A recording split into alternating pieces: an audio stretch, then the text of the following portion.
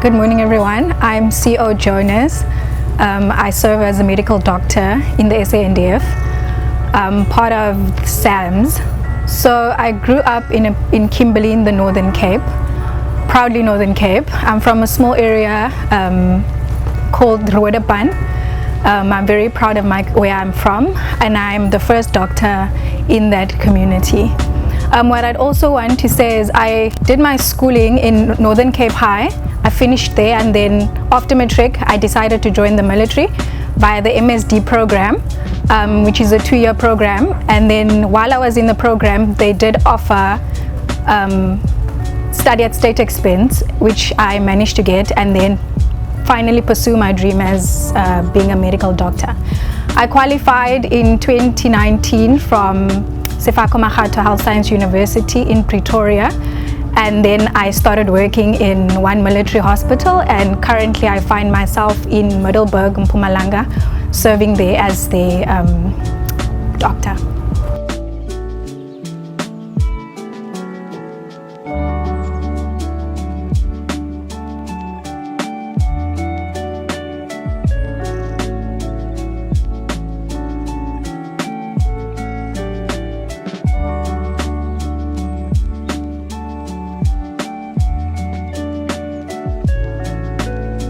My reason for studying medicine actually starts in my high schooling. I initially thought I wanted to be a lawyer, but I didn't. The office job wasn't for me.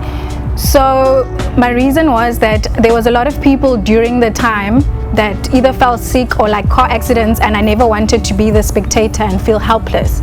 So for me, it was about serving and helping others from the onset. So that's my reason, and I still love what I do every day. The day-to-day life, I think it's typical to what we find outside, but of course we are uniformed members. You see patients in the morning, you run clinics, do wards. Yeah, that's basically what we do. So a doctor in the military, to me, served a bigger purpose, bigger than just being in the public space, and then also it served the people who are serving the country. So that for me, that's my main reason. Okay, my role in Mozambique is to be a medical doctor for the Air Force base. So I'll be covering them for the duration of my stay. So this is one of the rooms that we have in the sick bay. It's our treatment room. So this is where patients get all the acute treatment that we need. Whether it's an IV line, whether we need to put up a cast, whether we need to just keep them here and observe them during the day. This is where all of that happens. Yeah. My reason for deployment, like I told you, being a medical doctor in the military, it's kind of normal. It's something similar to what happens in public, but deployment is making me feel like I'm serving a bigger purpose, and I'm actually doing what I wanted to do when I came into the military. What it means for me to be a colored female in the SANDF, to me it's always been about representation. People always look up to somebody that looks like them and see that it's possible for them to achieve those dreams.